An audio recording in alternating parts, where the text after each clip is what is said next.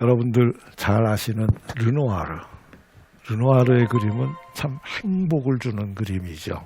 그런 그림은 항상 보면 어떤 갈등이나 슬픔이나 이런 것보다는 행복을 주는 그런 그림이고, 이 르누아르의 이거는 자화상입니다. 르누아르는 이렇게 생겼던 사람입니다. 그리고 르누아르의 전성기에 유명한 그림이죠. 젊은이들이 배 위에서 점심을 같이 하는 그런 그림인데, 중산층의 파리의 사람들이 저렇게 여유롭고 행복하게 살고 있는 모습을 잘 그려준 그런 그림이죠. 이런 그림을 그렸던 사람입니다.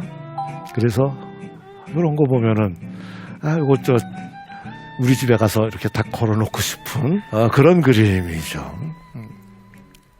그런데 르누아르가 시간이 지나면서 나이가 들면서 이제 관절염이 생겨가지고 무지하게 고생을 하게 됩니다. 그래서 이거는 사진이죠. 사진에 보면은 이 르누아르가 붓을 쥘 수가 없는 거예요. 그래서 붕대를 감아가지고 찍어서 그렸어요.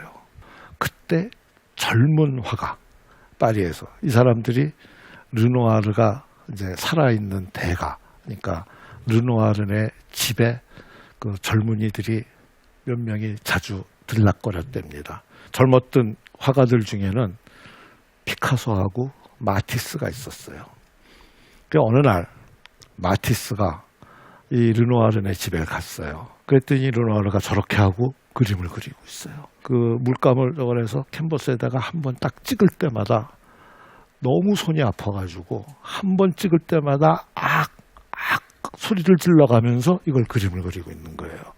그러니까 젊은 마티스가 그걸 보니까 너무 딱하고, 그래서 르누아르한테 이렇게 물어봤답니다. 선생님, 이렇게 아픈데 왜 이렇게 그림을 아직도 그리십니까? 이제 그만하시지요 라고 얘기를 했더니 르누아르가 한 대답이 뭐였을까요? 르누아르가 아픔은 순간이고 아름다움은 영원히 남네 라고 얘기를 했다고 그래요. 그 말은 참 감동적인 이야기이죠. 그런데 그 르누아르는 아주 동심을 가지고 있는 호호 할아버지의 표정을 하고 있죠. 또 다른 자화상은 르누아르는 자기 스스로 자기는 이렇다고 생각을 한 거예요. 어떤 화가에 대해서 자기가 그린 자화상하고 동료 화가가 그려준 초상화하고를 비교를 해보면 내가 보는 나 그리고 남이 보는 나의 차이를 알 수 있어요. 르누아르는 자기 마음이 저랬었으니까 자기는 이렇게 생겼다고 생각을 하고 그렸어요. 피카소가 그린 르누아르입니다. 같은 시기입니다. 얼굴을 딱 보면은 한 손가락 하는 영감이 얼굴이 여기 있죠. 피카소가 보는 르누아르는 이렇게 생긴 거예요.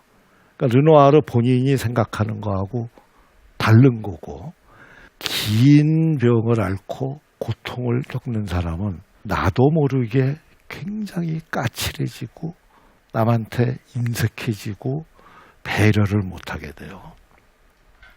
이 피카소의 이 그림은 피카소가 악의적으로 르누아르를 이렇게 나쁘게 그렸을까? 사진 보고 그린 거예요.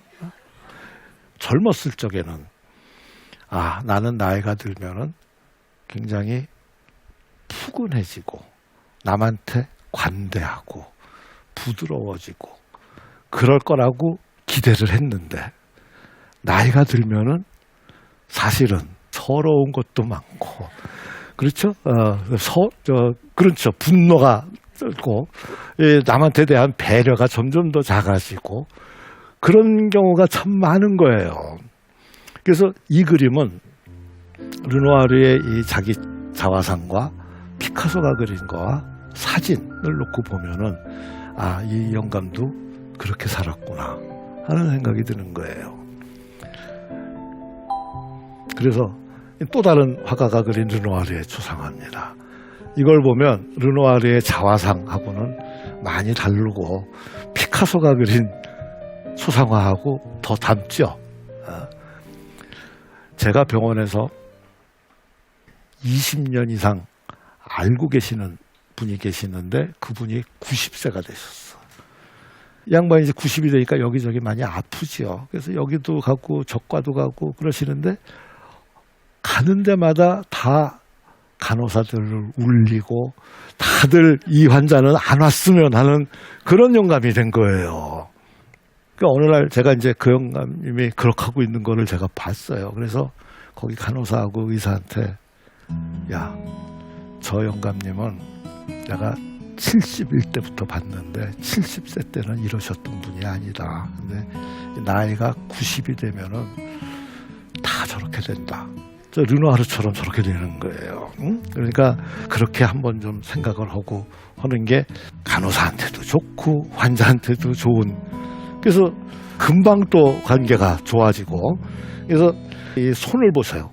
손을 보면 손이 다 변형이 돼 있죠. 손이 저렇게 될 때까지 얼마나 아팠겠어요. 그래서 그 마티스가 감동했던 순간의 아픔과 그 다음에 영원히 남는 아름다움을 우리 한번 보십시다. 이게 르누아르가 그린 그림이고 1918년입니다.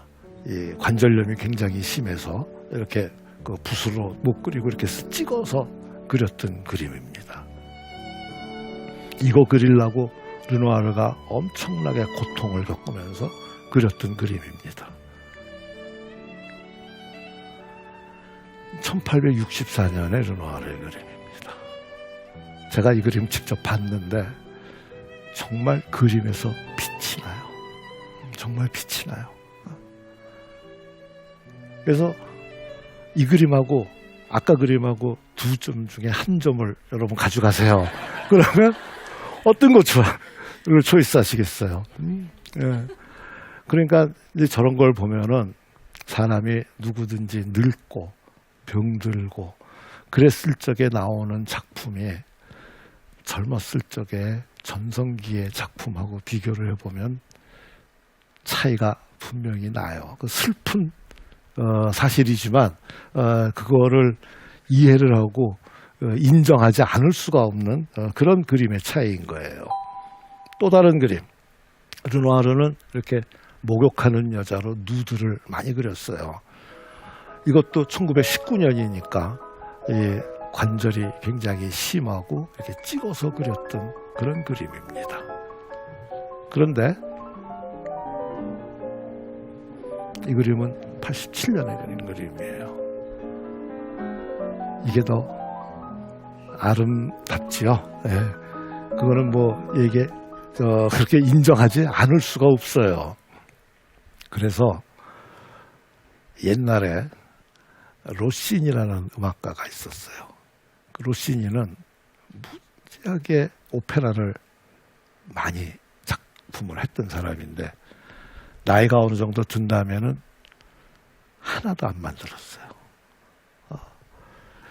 저는 그게 이런 거를 그 생각을 한 게 아닌가 하는 그런 생각이 들고, 그래서 저는 아까 그 제 개인적인 얘기를 잠깐 말씀드리면 제가 이제 지난 8월 말에 정년 퇴임을 했어요.